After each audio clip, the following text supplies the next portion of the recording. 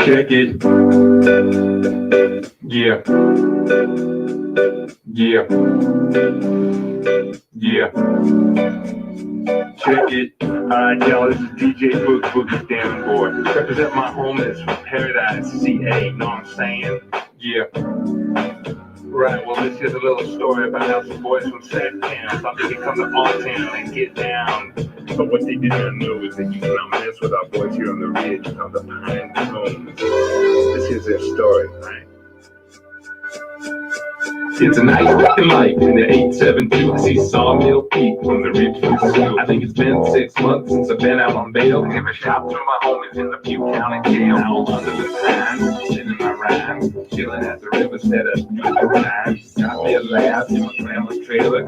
Pine Cone home is straight out regalia.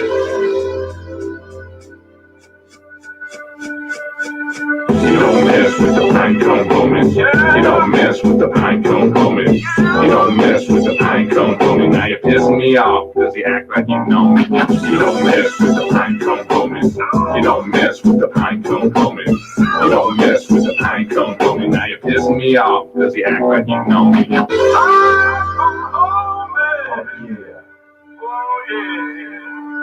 It's late on Friday, I'm doing it my way. Car full of ladies as I'm cruising the skyway. Patrol car stop me, you wanna see ID? I'm flashing the pine sign, and he run away from me. He goes for donuts and coffee, he don't want to stop me. He don't know the pine cones if he thinks he can stop me. I'm a miner, 49, looking for gold in the hills or something fine. I met a little girl down at Arco Arena. She said she wanna move up to a place that was cleaner, so I took her to my crib in the original Dogtown. She took one look around and said, "This is the wrong town." Next thing you know, here comes some homies from Sacktown. Give us the girlie and there won't be a showdown. I ain't no poser, I ain't no failure. I'm a pine cone homie straight out of Galia.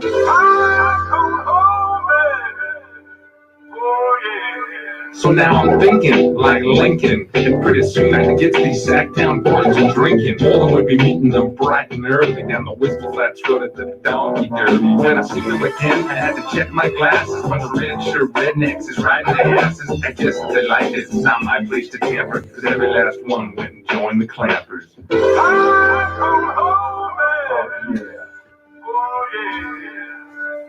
You don't mess with the pine cone homies. You don't mess with the pine cone homies. You don't mess with the pine cone homie. Now you're pissing me off because you act like you know me. You don't mess with the pine cone homies.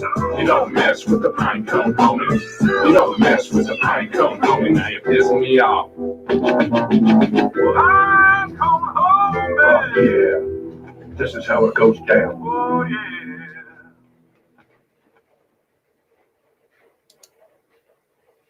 Pine Cone Homie, my cousin Scott Shaw, with one of his bands, Spy Picnic. Kind of a cute little funny rap song. I heard a Clampers reference in there. How about that? How about the Clampers? Anyhow, how are we doing today? I see Shelly and Janice Murray, my mom. Sunday afternoon, May 12th. Here in a cold, wet, rainy day in Crescent City, California. It's not nearly the nice day that my background shows. It is cold and wet. How are we doing today? We got any topics we want to talk about? Who's out there watching? Let me drop the link, I guess. How about that? I guess that's something I can do, huh? That's something I can do to keep myself busy for a second or two. I'm going to see. You got me rapping, Scotty. Hey, Dave. Good to see you. Dave might recognize my background today. Someone should recognize that background today. That's for sure. May 17th. Yes. Sunday, May 17th, 2020. Is it anybody's birthday today? Probably. I'm sure it's somebody's birthday today, but anybody who's watching, is it their birthday today? 1 out of the 8 people. Anyways. Oh, I'm wearing, look at, does anyone notice what I'm wearing? Real quickly. Actually, let's see how I do this. Kurt Shaw sent it to me. It's an SDS shirt, and actually, I really like the graphics on it. And this feels like a nice silk screen shirt, which is kind of cool. And who designed those graphics, Kurt? Because actually, they're pretty cool. I like it. I don't think it's no, I don't think it's Sierra. Kind of looks a lot like Sierra, doesn't it? I don't know. That's not what I Googled anyways. Sierra Avenue. Did you used to cruise Sierra Avenue as a kid, Dave Jaggard, or did you go cruise East Street in San Bernardino? I think they used to cruise Sierra too, if I'm not mistaken. In Chico, we cruised the Esplanade. That was a thing to do on a Friday night and Saturdays, I guess. You just drive up and down a road, and kind of a weird ritual, but a lot of places do it. Okay. We're going to advertise for a new restaurant in Harbor, which is kind of just south of Brookings, which is about 25 miles from here. First little town in Oregon on the coast. No, I don't think it's Mount Vernon, Dennis. Good to see you. What? Here, I'll give you a better view. I'll give you a better view of that. I don't think it's E. I don't think so. Market Street. Well, you got all these Anchor Way. Oh, our Harbor. Oh, okay. Yeah, so that's a new place down. I think I've heard about that place. Maybe not. Let me know how it is. Uncle Joe is correct. If I had a bell, I would ring it ding ding ding. That is Baseline. That's what I Googled anyways. I've ridden my bike up and down Baseline a number of times. I'm sure of that. That's Baseline in San Bernardino.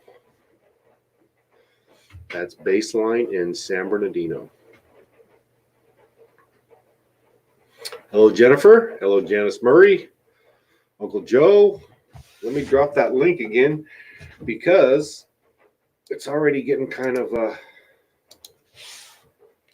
it's time to welcome the first guest. Actually, Dennis kind of had a topic. Let's go ahead. Let's throw this out there for maybe a conversation starter. What's a good thing that's happened over this stay-at-home orders, and what's a bad thing that's happened with these stay-at-home orders? I'm kind of thinking from anecdotal evidence that most people kind of like it, kind of like having some time off. I know a few of my friends and relatives never have taken this much time off ever, and yeah, it's kind of nice, I think. But that's the topic anyways, until we change the topic, which we will allow. We'll try to do another hour show, which we have about 50 minutes left. So does anyone want to come up or just type in the comments what's a good thing or a bad thing that's come out of the coronavirus lockdown? Because let's be real, that's why we're here. That's right. And I won't accept the answer. This show is a bad thing. I'm just not going to accept that. If you want to say it's a good thing, yeah, you can do that. I'm kidding. Good. Here we go. Shelly, you've always been a pretty good cook from what I remember. So good. I'm looking forward to tasting your tasty cooking skills. Good point. And Shelly is somebody who is off work also. She's been sequestered. So it's a great thing. Hey, Don Lopes, how are you today? I'm wondering if Terry's on, because we'll have to get on Gavin to see how well his story is progressing. Yep, less traffic. See, Kurt, what I'm wearing? Thank you for the shirt, Kurt. Came Friday, I think. Friday or Saturday. Nice. I like that design. Who was the graphic artist? I'm curious. Because actually, I'm just not saying I do like it. Kurt, you pretty much worked through this whole thing, haven't you? Kind of like I have too, but my job's kind of different. But yeah, business as usual for me. Actually, today was a fairly decent day. Probably 2,500 pounds or more today, just out of the blue, out of the rainy blue sky. So, yes. I wonder if David's watching today from maybe his wife's account, or if he's typed in his email and restarted it again. I don't know. I haven't seen him. Donnie, what's going on? I see you've been watching the progression of my little baby ducks. They'll be 2 weeks old tomorrow. And I'll tell you this, they are voracious eaters. I don't know how their mom would take care of them in the wild. I just don't know how they do it. They eat a lot, and that's all they want to do is eat right now. They're just inhaling the food. Well, there we go. We got someone ready to come on up here. What's going on? Speak up. I don't have my headphones. I'm up Okay. at Can you hear me? It's tough without my headphones, but I can hear you. Okay, we'll get by. Who did your shirt? What's that now? Who did your shirt logo? Too far along. Who did your shirt logo? To be honest with you, I actually did it. Believe it or not. That's actually very nice. I know a little bit about that. That's very nice. My friend, I had it all in a saw blade and then my friend said, just shrink up the saw blade and put it inside the logo right there. And I did that, and that pretty much sealed the deal. What did you do it on a computer or hand draw it? No, I hand draw everything. Okay. I'm old school. When I do my shop drawings, I'm on a little drafting board. I stand up at a desk and draw away. No CAD drawing, huh?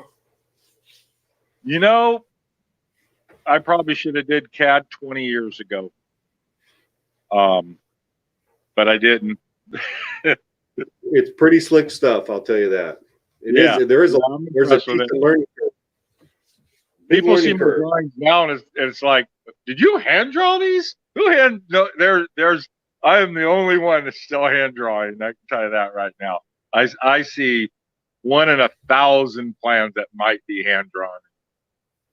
Maybe. You see hand drawing for like details and stuff like that, but overall plans, it's all CAD. Yeah, it's probably a lot quicker once you got it going up at speed. You just copy and paste a lot. Yeah. Yep. It's like my business, anybody that's really good right now has CNC equipment, computer numerical control, flatbed routers, point-to-point routers, rip saws. I mean, if you, they can set you completely up where it's almost feed wood end in one end and you get cabinets out the other, But, I saw that. I saw the robots are going to take over a lot of businesses. Yeah. Definitely a dying breed. And I call my shop a dinosaur until I saw Danny's shop. This is more of a dinosaur than mine. Danny is still old school. Danny amazes me what he can put out of that little shop. I mean, I could say some of the tools. I'm like, I can't believe he doesn't have a da-da-da or whatever, and he gets by doing it. It's amazing what that guy could put out in that little shop. And, with really limited tools, to be honest with you, compared to,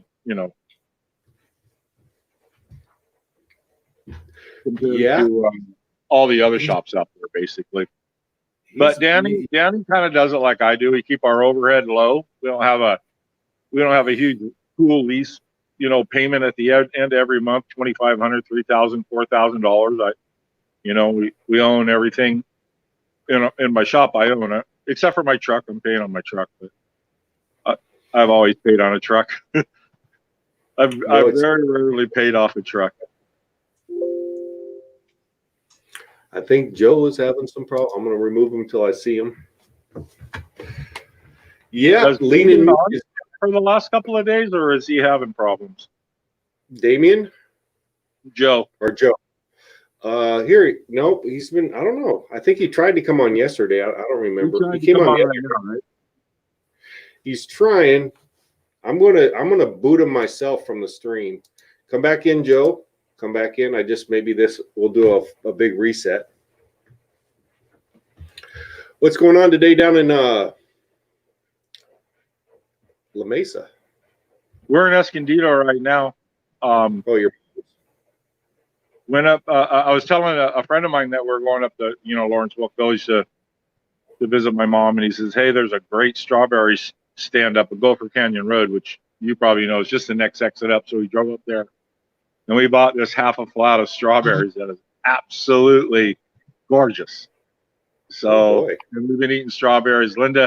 Cindy made a white cake, and we've just been eating strawberries over white cake. It's so good. It's really delicious. That sounds good. Do they still have a lot of avocados in that area? Yeah, you're driving right through avocado land right there, Fallbrook, right up. When you look up and see all those avocado trees there right before you get to Escondido, that's Fallbrook and Gopher Canyon Road, and you drive right up in the middle of it. Really a pretty area. Kind of a high-end area. Maggie said she's selling on Etsy. That's something I don't know anything about. Maybe I'll need to talk to Maggie about it. Do you know anything about Etsy? Kurt, No. Do you ever buy anything off Etsy? I don't. I don't know. Hey, my bad. Get Joe up here. I got to go. Okay, thanks for popping in, Kurt. All right, talk to you later. Bye. Let's see here. Well, we can do this. Can you hear me? I can hear you. Damn, I don't know what's wrong. It's all right. Just what's on your mind, Joe? Well, do you have any ideas why my camera's not working? If I go to the camera, it works. Yeah. But on here, it's not. I'm just wondering if there's something I'm supposed to punch that I'm not punching. Do you see a little thing that says camera/mic? Yes. It looks like hit that and see if you can go and check what your camera is, if it's working or not within this program. Try that. Give that a try. All right. I don't know. It doesn't tell me nothing. Doesn't tell you anything. Let me see what. It should tell you which camera's hooked up. But anyways. Shoot. It's okay. We can do voices. I'm gonna start into one of my Otter Pops, a pink one. Well, I had a little trivia for you today. If you Let's felt hear it. like some trivia. Yes, sir. Some questions and some interesting anecdotes. Okay. So, what do you think is behind the most power outages in the U.S.? Power outage. Answer. The most power outages in the U.S. What causes it? I'm gonna go with what's familiar to me, and they happen all the time up here. Is wind hitting trees into power lines. That's the one up here. So I'm gonna go with answer A, the wind. Well, actually, the answer is squirrels. Squirrels Really? cause the most power outages in the U.S. Really? Yeah. And here's another one that surprised me. How much do you think the average cloud weighs? Oh. You're gonna have to. What kind of cloud? All clouds are a little different. Is it? We're talking cirrus, cumulus, cirrocumulus. Well, it just said the average cloud. Oh, I don't. You know what? Okay. Is it okay to guess? Sure. Pounds or kilograms? Let's go pounds. Okay. The average cloud, I know a rain cloud could probably hold tons and tons. I'm guessing because this. I'm going to say 2,000 pounds. Okay, the average cloud weighs 1.1 million pounds. Whoa! You're Shock. blowing my mind, Joe. They figured out by multiplying the density times the volume. Yes. However the heck you do that. Yeah, so that meant they just must have huge volumes. Because we know, unless they're raining, their density's lighter than air, right, for them to float. So I don't know what the density. The air is heavier under the cloud than the cloud. Yes. So I have no idea. I think air is like, I don't know. For some reason, I'm saying like a gram per cubic meter, but I have no idea how much air weighs. It does have a weight for sure. We feel 32 pounds per square inch on our shoulders. You know that, right? Which is a lot of weight. Actually, the column of air above us is really heavy. In fact, it will crush a can if you take, because the reason we don't get crushed is we have the same air pressure inside of us as outside of us. But if you remove the air pressure of a can, it crushes. And it's not the suction that crushes it, it's the outside air pushing down on it crushes it. Believe it or not. The same thing with a vacuum. I'm going to talk a little. Same thing with a vacuum cleaner. A vacuum cleaner, it's the column of air above it that pushes the dirt inside your bathroom vacuum cleaner. It's not a suction thing. The column of the air makes the suction, pushes down on it and pushes it into your vacuum. How about that for a little? Well, you know more about that than I thought you did. I'm trying to get you some questions you may not know about. Well, I don't know. I had no idea cloud weighed that much for sure. That's a lot of water, but I'll go with that. It's still. Go ahead. I want to hear another trivia. Well, here's an interesting one I did not know. Children of identical twins. Now, normally they would be cousins, right? Two identical twins, each have a kid. Yes. They'd be cousins. With their brothers. Technically, they are genetically siblings more than cousins. The reason being, cousins share 12.5% of their DNA. Children of identical twins share 25% of their DNA, which makes them siblings. Interesting. I did not know that, but yeah, if your parents are twins, you're the same as a brother or a sister to that cousin of yours. That kind of makes sense. And if they share, yeah. There's a question from Jennifer and Sahara that they don't see Joe, they can see me. But we're playing a new game today. It's called the instead of the what was the comedian who wore a bag on his head? Instead of that, we have the blacked out trivia contest. The unknown comedian, I think he was called. We got the unknown trivia guy. Here's another trivia one. There's no way you could know this, but I thought it was interesting. Maybe one of the girls there in Southern California know this. What is the official bird of Redondo Beach? Oh, I got an echo on that one, Gil. The official, you ready? Can I guess first? You can guess. Okay, that makes it funner. I like to be wrong because there's a lot of birds. I'm going to say the hummingbird. Nope. Donnie said the official bird that they deem their official bird of Redondo Beach, California, is the Goodyear blimp. Wow. Believe it or not, the Goodyear blimp. Wow. I don't like that. That's not quite right, is it? It just doesn't seem right. That's very unsettling. I might have to follow up and make a complaint. Here's another thing I thought was interesting. When Neil Armstrong and his crew went to the moon, they could not get life insurance. None of them. No insurance company would cover them for obvious reasons. So what they did was they all signed hundreds of autographs, left them with their family, so that if something happened and they didn't come back, they knew those autographs would be valuable. And to this day, they still go for thousands of dollars on eBay. Now it seems to me NASA would provide that, or the U.S. government, for goodness gracious, provide their Well, family. they probably provided like a military kind of a thing, you know, like if your spouse is killed in war, whatever that would be, but maybe not the lifestyle they were used to. You But know, I thought that was interesting. when I always find, and it's hard for me to wrap my mind around it. And I know I've read it as a trivia of science, and I'm not. It's just so hard to wrap my head around that.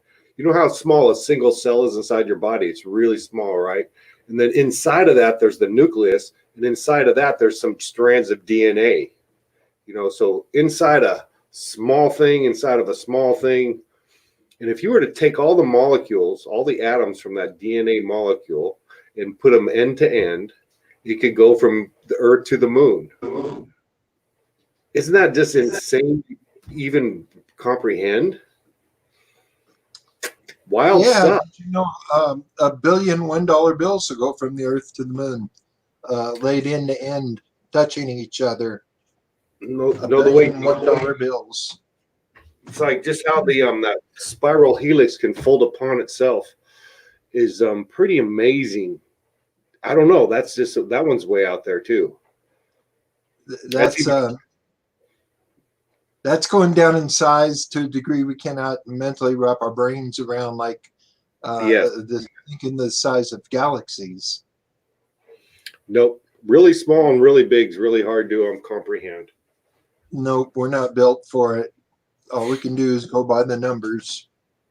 No, another that's really weird. You know, there were two real dangerous numbers in, I want to say, the Middle Ages. And they were actually, I want to say the church kind of was rebelled against these numbers, but 0 and infinity are two, because they're kind of concepts. They're not really, you know, 0 doesn't represent anything. Numbers usually represent something.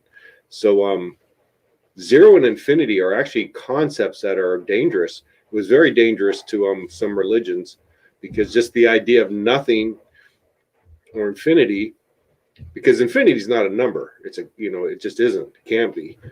But I always found that there's a whole book about 0 and the danger of 0 when it came out. But mathematics actually evolved very rapidly after the concept of 0 came into play. But anyhow, I digress. I like talking about numbers. Guilty. Well, here's one for you that concerns numbers. Okay. I'm not going to put this as a question. I'm just going to put it out as a fact, because it is. In the UK, did you know that every year over 20,000 gallons of Guinness is lost in people's mustaches? Fact. 163,000 pints Wow. lost in facial hair each year in the UK. That's $536,000 worth of Guinness. Oh, yeah. Donnie asked a real good question, and I'm not sure I know the answer to. Do we know more about science that focuses on molecules, or science that focuses on space? I'm going to call a strong opinion on this one, and it's and I would say molecules for this reason. They're so much easier to investigate because they're close to us. Space is there's so much, you know, when they talk things like about the Big Bang Theory, there's a lot of uncertainty into that, because just the data we can get is it's real hard to get it. And molecules, you know, we have a lot of tools that you can actually investigate molecules close at hand. And actually, I used to do that at UC Irvine in the physical science department. But I would definitely say we know about molecules, more about molecules than we do space, because we're pretty certain about some things on molecules. You know, the whole field of chemistry is based on predicting how molecules behave, and they're pretty darn good at that. Same with nuclear reactions and such. They have that pretty well down and can study it. It's hard to study a black hole or things that are 10 billion light years away. It's a lot, you know, just by definition. Well, it's my understanding they still don't know for sure that there's such thing as a black hole. It's still, I don't know. Yeah, I don't think I wouldn't say it's 100%. I think they've recently found evidence, and they say they have a picture of one. I saw that within the last year. I saw But that, yeah. But again, you know, is there any other explanation for that? That's we always have to look at. You know, you can't say, "Oh, we saw something that looked like a black hole." Is that the only explanation? So once you can narrow it, saying, "Yep, that's the only explanation," which is kind of rare. It's kind of hard to do that. It's you know, and scientists are kind of guilty of pushing theories as facts, and it's just kind of a shorthand way to get your message across, I guess. But theories are theories. Not a lot of facts out there. Well, I'll tell you the one thing that baffles me about space, and it's when the Hubble telescope looks out at another galaxy, and you've got a picture. There's I lost the screen. There it is.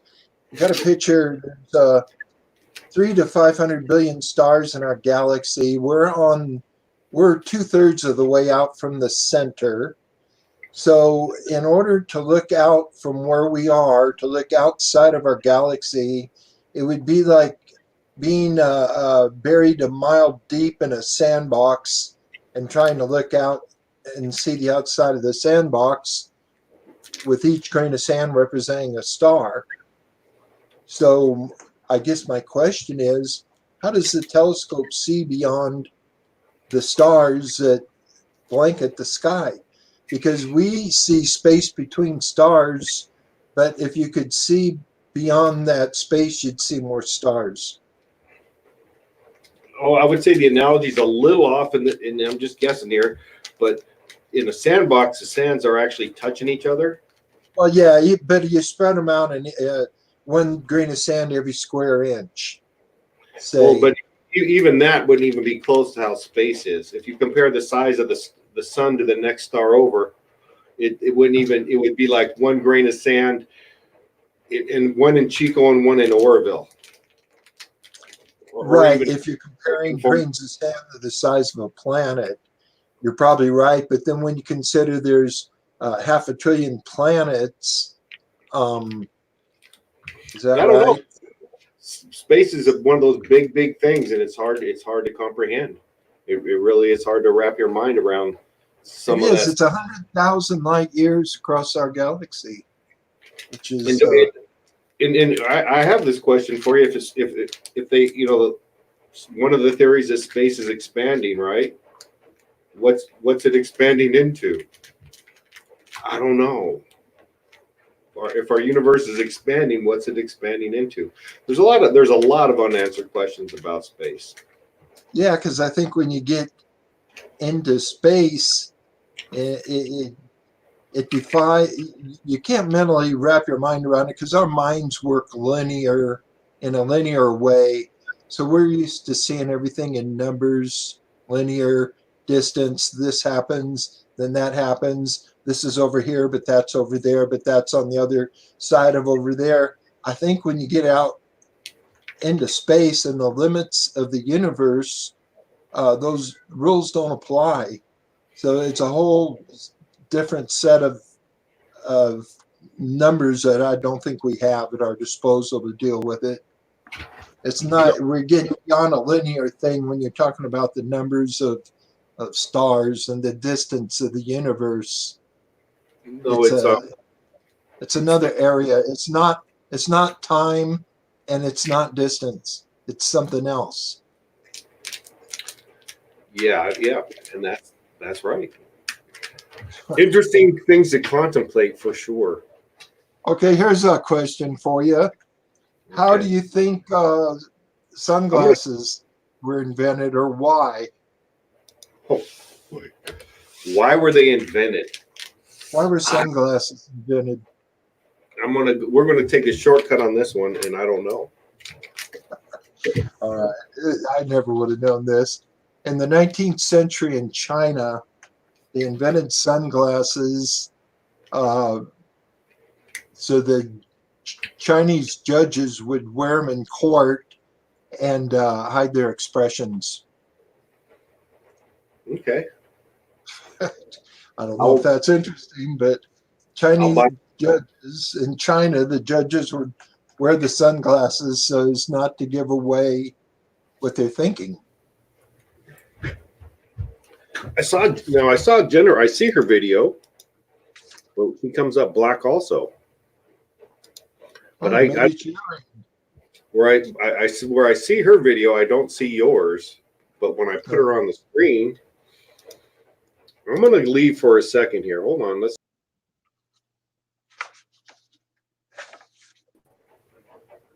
There you go. How about that? Chinese judges would. I'm going to leave and let you guys talk because I'm in court and just a big blank. Questions.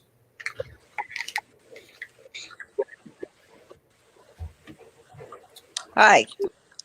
I can hear you, sis. Hi, Jennifer. Hi, Jennifer. Okay. It looks like her camera's not. My camera's what? Somebody needs to turn off their YouTube. I think that's you, sis. YouTube? Facebook.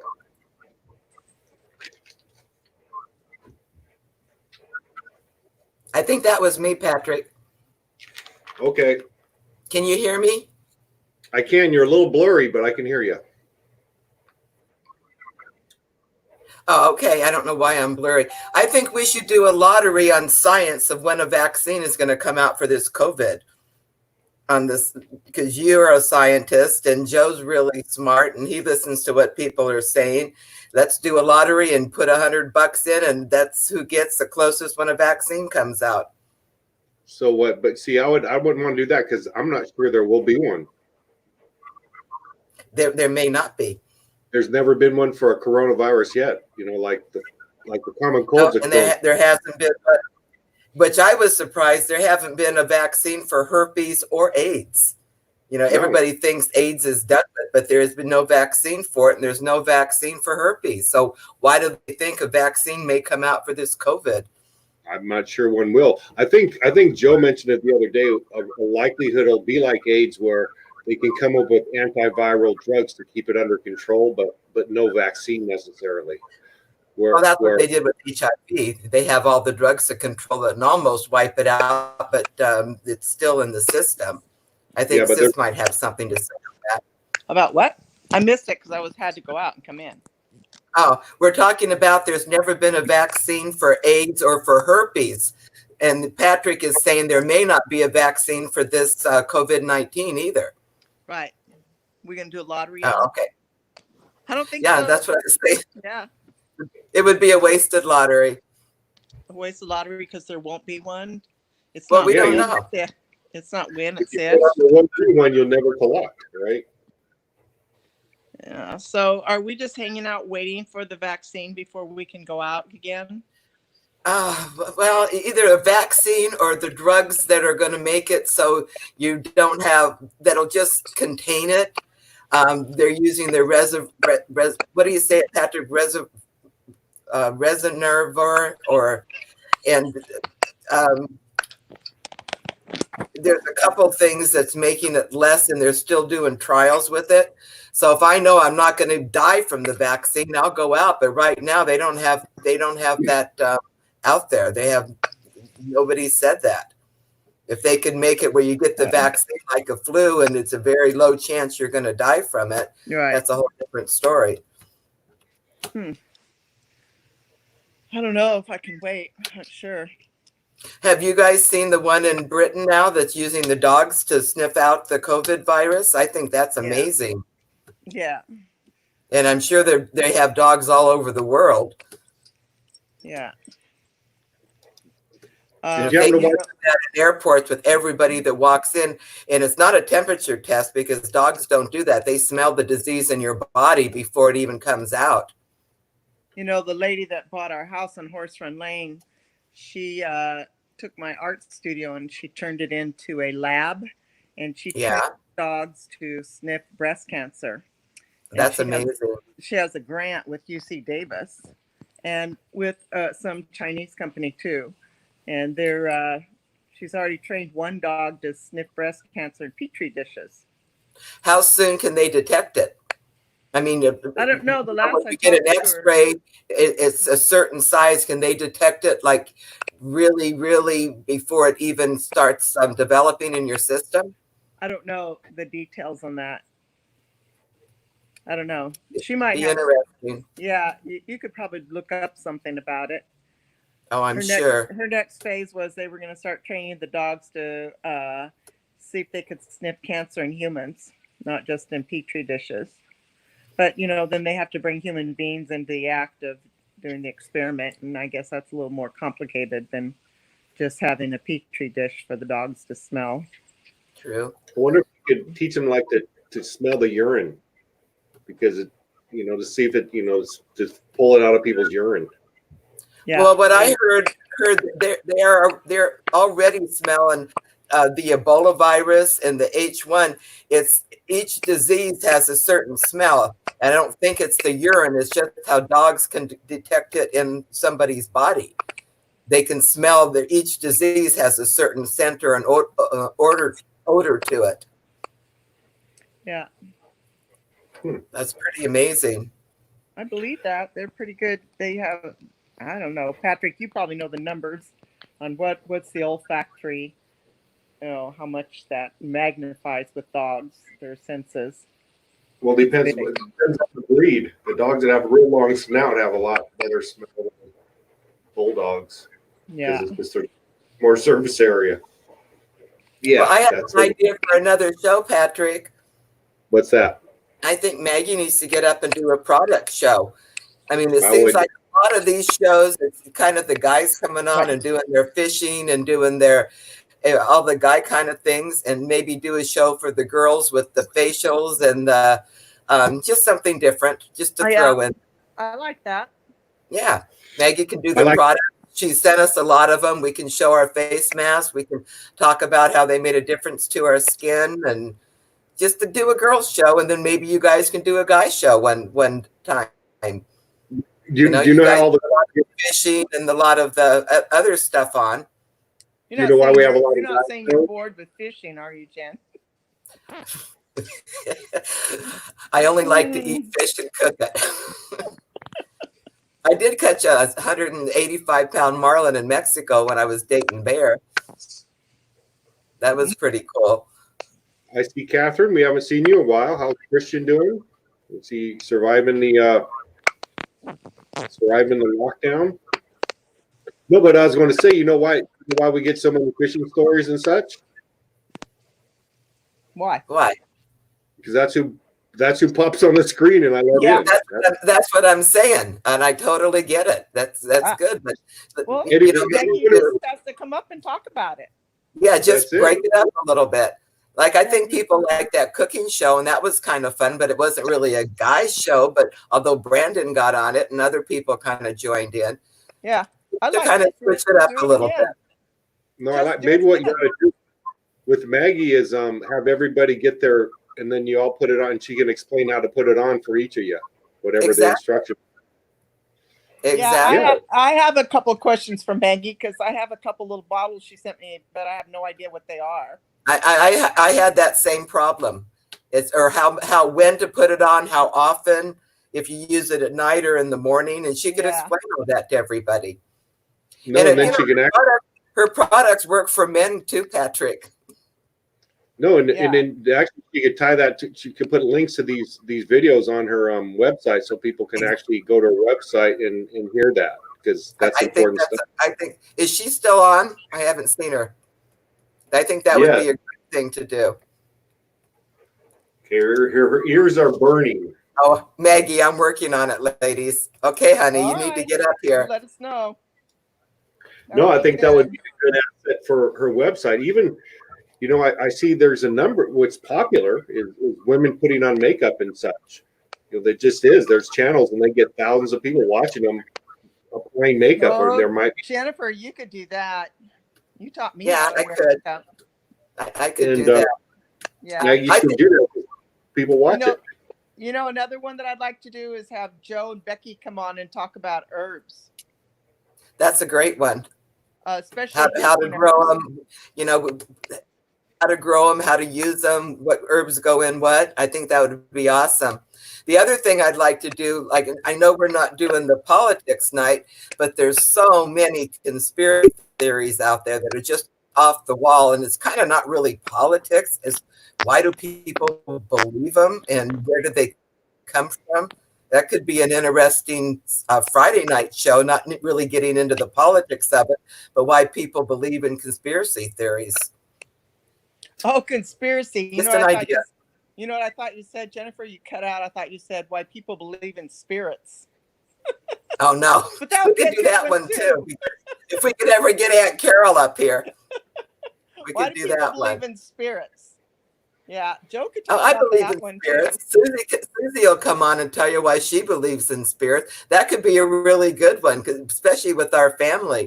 Yeah. If Susie's watching, she literally had little Susie. She doesn't go off the wall or believe anything. She was cooking in Larry's kitchen after Larry's mother died, and turned around, and Larry's mother was standing in the kitchen.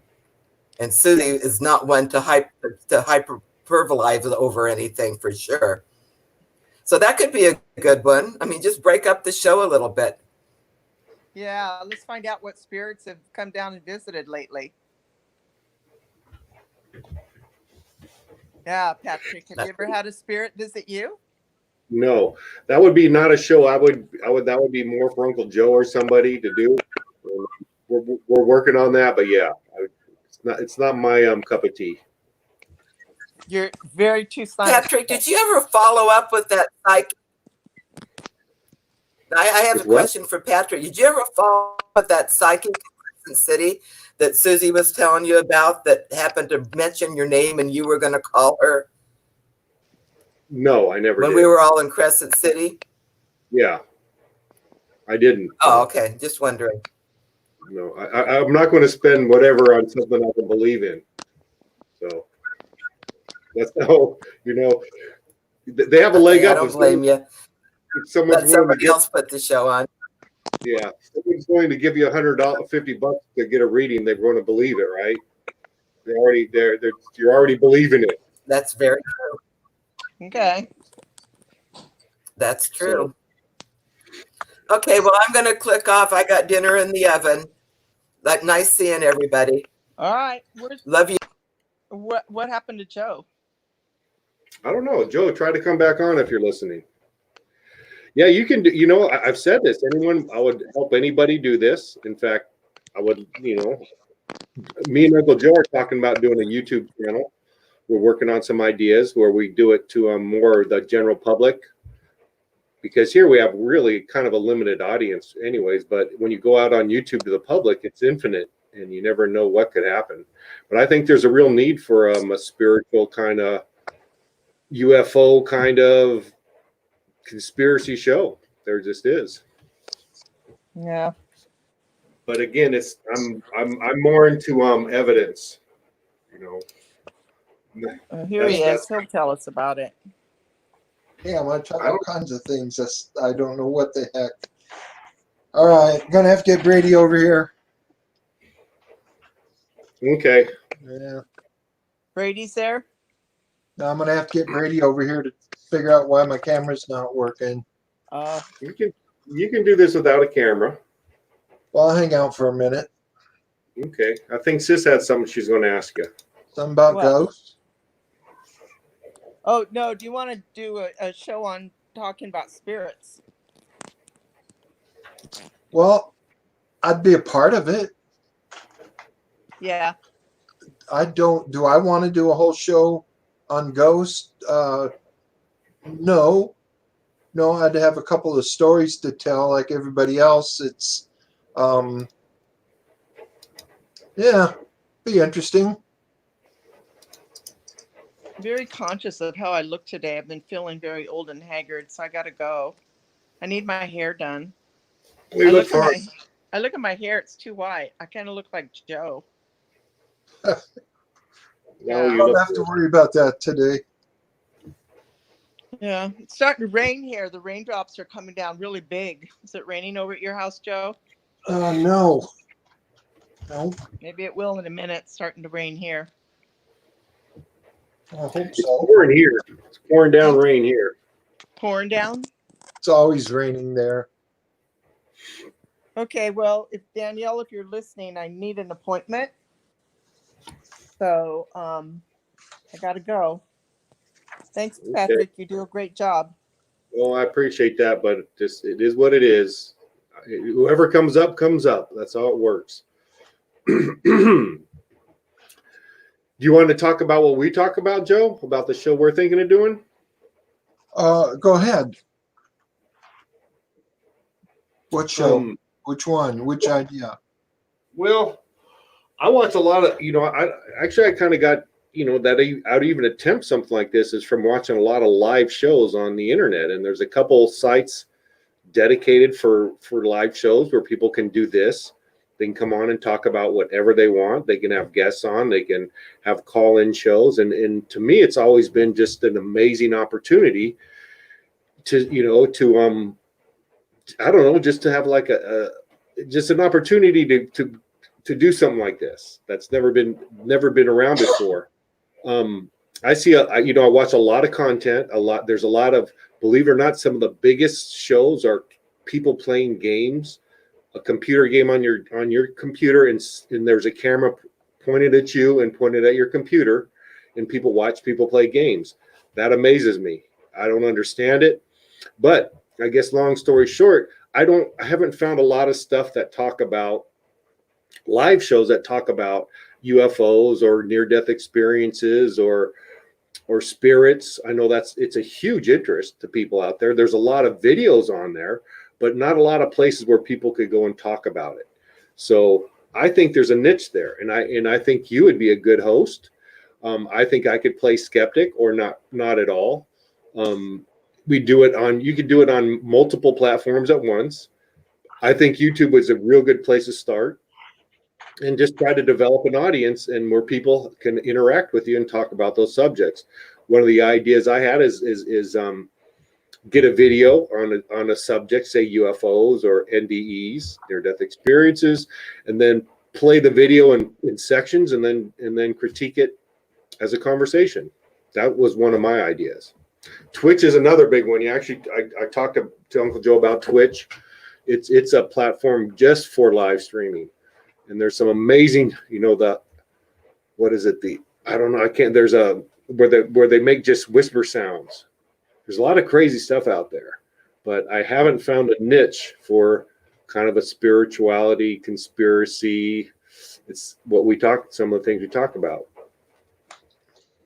So I'm hoping we can put that together. I think it'd be real easy. I think because you enjoy those topics.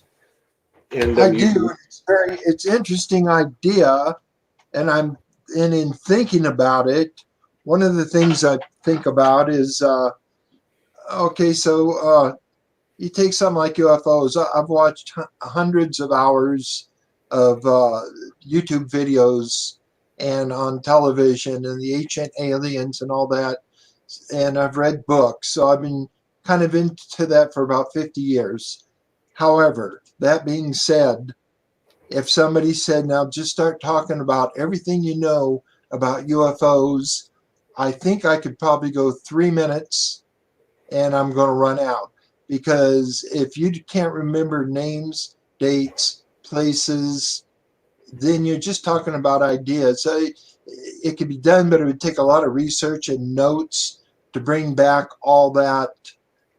You know what I mean? You probably have subjects like that you spent hundreds of hours looking into, but if somebody said, now talk about it, you go kind of blank. And No, there a couple of things to address that point. I think you're right, but one is it could be narrowed down to say like one video, not one particular video on a subject, and then kind of dissect that one a little bit, and that way you can prepare for it. And you know what? Sometimes to do a good show, you do a little prep. It's not you take a few notes. That's par for the course. There's nothing wrong with that. It's a little bit of a pain in the butt, but it could be enjoyable, and you become more of an expert at it. The second one is like right now, we're talking in a conversation, and those are we've talked for what, 2 hours or so easily doing this. So if we have a couple of people talking about their ideas, I think it wouldn't be as hard as you think it is. oh, two would be way better than one. No, two more where we talk about it. Maybe one, I like the idea of a critic on it, and where you can bounce back ideas, or just to talk about it. Not you up there explaining it or giving dates or anything. Just have a conversation about it. Let people take, anyone can come up. I guess one of the things that hinders me is my experience in being in bands, and going back to when I was really young and my first bands, a few times going out there on stage, and you think you know your material, but you didn't really rehearse it. You just had this idea that if I know a couple songs, I can go out there and entertain people or do an hour set because I can sit and jam with Mark for an hour. And you get up there, and when you get lost and you don't know the song that well, and you start forgetting things, or you're jamming and the band's looking at each other like a deer caught in the headlight because nobody knows where to take the jam or where it's going. I've been through that, and it's frightening. So after going through that a few times, I vowed I'm never playing with any band on stage unless we have rehearsed this stuff. We know every note, every word, every song inside and out, and then you feel comfortable doing it. So, I have that experience behind me. So the idea of going up and not knowing exactly what you're talking about can be frightening. I mean, I know a lot about politics, but all it takes is one person to challenge me, and I'm sitting there going, I have no response to that statement. But Well, I get what you're saying. It would take a little bit of research, and there's actually other subjects that are at least as interesting as UFOs. But I'm surprised you haven't found a lot of shows where they're talking about that. I would have thought there'd be a lot of them. It's hard I looked and I haven't really found any yet, to be honest with you. There's a lot of religious shows talking about religion. There's atheist shows, they're talking about that. But spiritual, that George Norrie radio show, what is it that's on all night long? They get into everything. but there's some radio shows that do that for sure. But Right. it's harder for them to interact with those, So this allows people to interact. And another thing is like, I'm gonna go back a little bit. Say you had a bad experience on stage, big deal. Get over. I come up here every day not knowing what the heck I'm going to say, and it's not a big deal. I mean, it's not. You're not gonna. You're not out there doing a thesis and trying to get a PhD or anything. You're just talking, and if you approach it. If you approach it like that, I think it's you got to embrace failure. I mean, come on. Well, I'm not afraid to be wrong. I'm not shy, but I think the number one thing is you have to be interesting, and the way you're doing it, it's interesting because you're kind of letting everybody else, interject and sometimes lead. So it stays interesting to the people that are watching it because they're partaking. So, yeah, that's the whole key. You got to stay interesting. Well, you got to try, and then that the one thing, the beauty about this internet thing is that you know that TV or radio never had before is you can literally see the number of people that are watching at any given time, and actually I think you can even figure out who they are. So it's that's you know, so you can kind of like get real time ratings in a sense, and that's how you learn. You know, come on, you know, that's part of the, to me, that's what I like. That's the part I like doing. You know, like I call them 3-dimensional puzzles, where like just this show, it was like I had this idea, I knew other people did it. How could I do it? And it's a process, and you try it and you do it, and that's, and then it kind of loses some of its sparkle at that point for me. I love the invention process and making it happen, and it's just, I don't know, and then you learn, and that's all. Well, I think I really you're getting better at this as time goes on. Everybody can see that. Pat, do you advocate the practice of mindfulness? I don't. You'd have to come on, Donnie, and explain what that is to you. I think I know what she means. I think of it as living consciously is how I define it. Living consciously is it's kind of like when you're driving and you realize and you think, you know, for the last mile, I can't remember anything I saw or anything I did. And what you've been doing is driving unconsciously, trusting on your natural instincts and abilities to drive. And that works, but it can be dangerous. So it's much safer to drive consciously. Conversation, music can take you out of that conscious moment, and then you go into automatic mode, and that's okay, but it can be dangerous. And that's kind of how it's better if we strive to live our whole waking life consciously, not to become unconscious to where you go on automatic, because then you become prone for the ego to take over. And from the ego, you get things like overreaction, anger, vanity, pride. But when you're mindful, you're in control, and you can kind of keep those things at check. Now, Donnie, I'll have to come on and tell me if I'm in the right ballpark there, or if she's talking about something else altogether different. Yes. Is this interesting for you, Donnie? Is that it, Don? Are you talking about living consciously in the moment?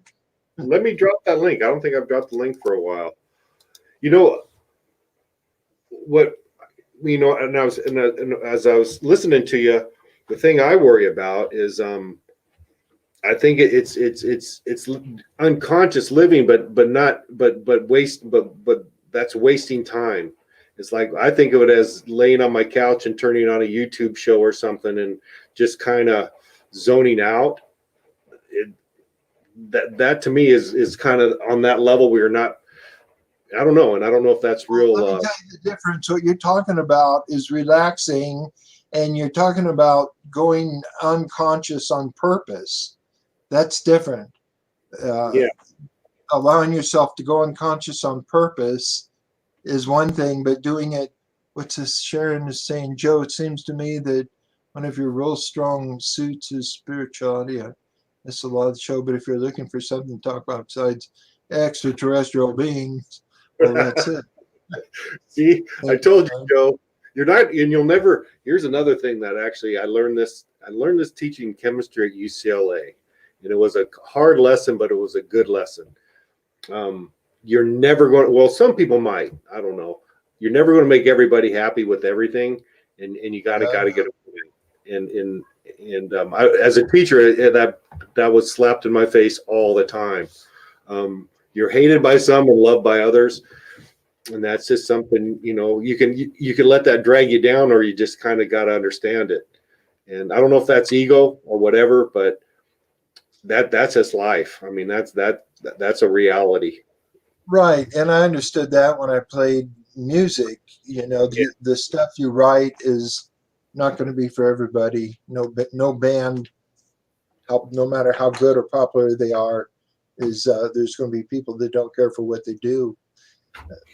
There are some people who don't like the Beatles, Joe. Seriously. What's that? There's some people who don't like the Beatles. Can you believe that? People that you muffled out. People who don't like the Beatles. There are people out there. Can you Well, believe that's just crazy talk, Pat. that? What I'm serious, though. I'm the serious. hell are you talking about? People don't like the Beatles. Do you Donnie, believe that lead the mind to observe suffering and joy rather than actually experiencing or over-identifying with? Meditation can lead the mind to observe suffering and joy. Donnie's asking some difficult, deep questions. I think that's the whole purpose of meditation, is to become the observer without judgment, without judging anything. No, Assign nothing to anything and just observe. It's kind of the goal in meditation, to be the observer.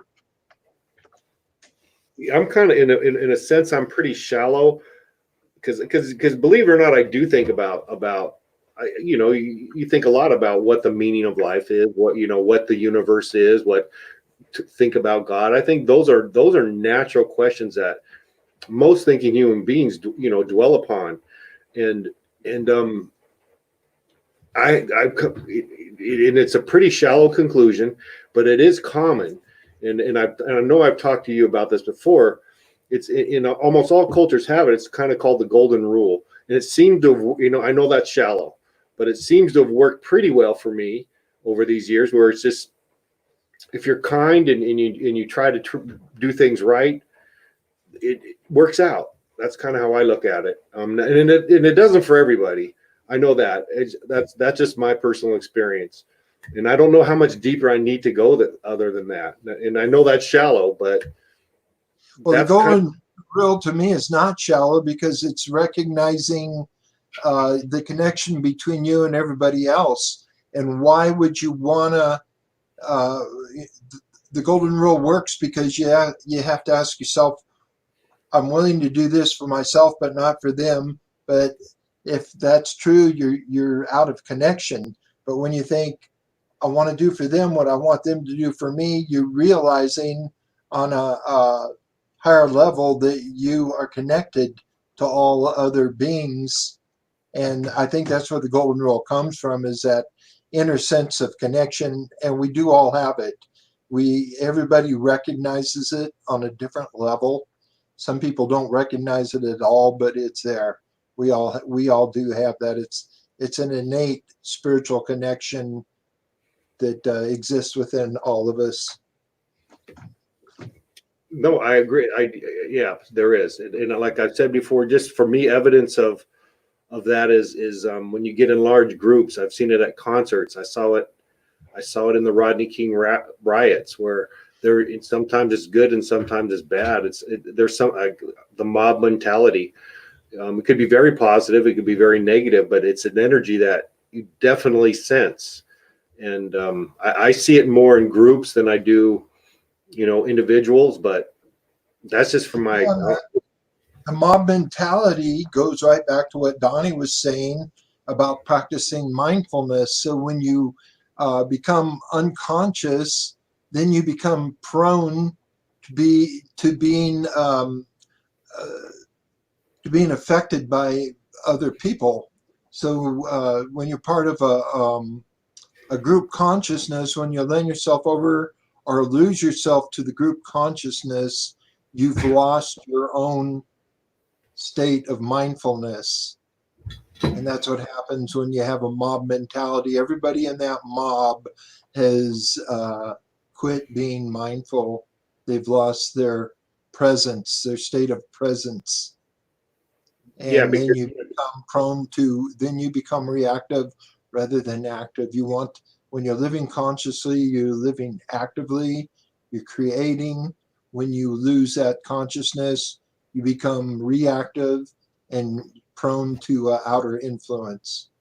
Would you say that mob mentality can be a positive thing, or is it, you think it's always negative?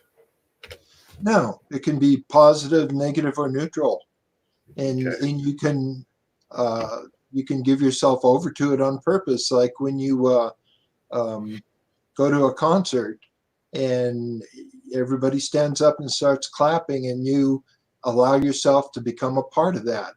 Maybe you normally wouldn't stand up and clap at that moment during that song, but you make the decision, I'm going to allow myself to do this. I'm going to join in because this is fun. It feels good. Or when people dance, it's the same thing. You're allowing yourself to become part of a positive experience. No, I wish I'd connected with dancing more. I think I would have fared better in life. But that's one I just never got. I never understood it. I think I think a lot more women understand the dance thing. I don't. I just it goes right over my head. It's like, Yeah, I agree. I'm with you, Pat. I think the guys in our family, there's not a lot of us that are good dancers. I don't know if it's because of the way we're built. We're just big with heavy bones, and I would guess to say over half the guys in our family cannot touch their toes without bending their knees. I know I never could. None of my kids can. I just don't think it's in our genes to be good dancers, at least not with the guys.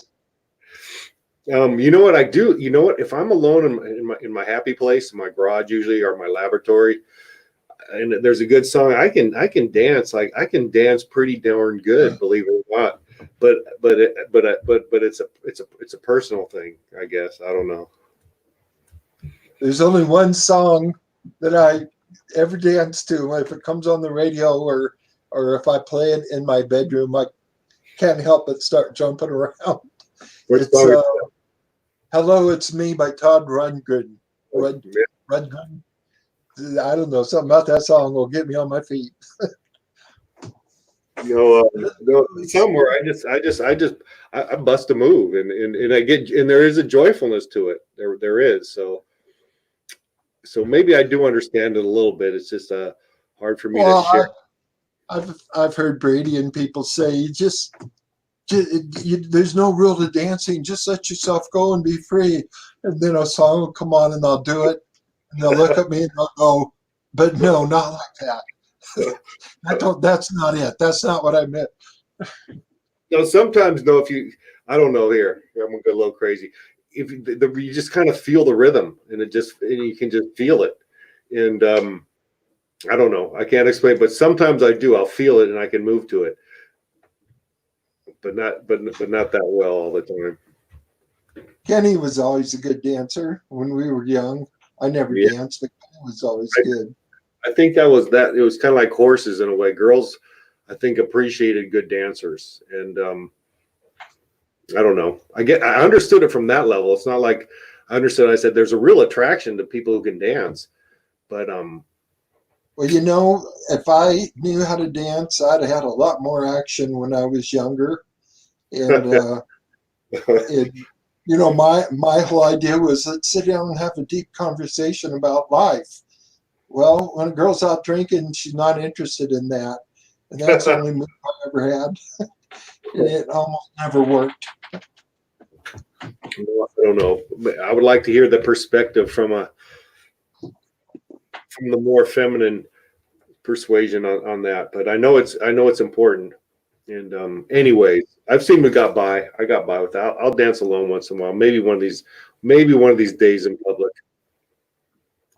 But anyways, well, we've gone over an hour in 10 minutes, 14 minutes. What do you think? Maybe at some point later today or tomorrow, you could. Is there any way you could help me figure out this camera thing? I can try. What We don't have to do it boring enough. What I do if you go to on the bottom left, do it device settings, and then you should be able to find your camera. Just should tell you if it's working. I don't know. Maybe it's not plugged in tight enough. I don't know. No, my camera's working. When I go to camera on my settings and turn it on, I'm right there. It's working. I was just trying that when I left and came back, but No, we could try again. Sometimes there's some things that just don't make a lot of sense doing this program. You know, like sometimes I'll come in and go out and then you can hear me, or I come in and go out, then I can hear someone else. So I wouldn't fret about it too much. Are you on Chrome by any chance? Do you have the Chrome browser? I think that would help you a lot, Joe, is the Chrome browser if you're not using that. I know it seems to work a lot. Well, shoot, we've gone over the hour. I kicked you out of the studio so you can come back in. You're not banned, you're just kicked out. And unless anybody else has anything real interesting, we'll wrap this bad boy up and finish off our Sunday afternoon and evening doing other things.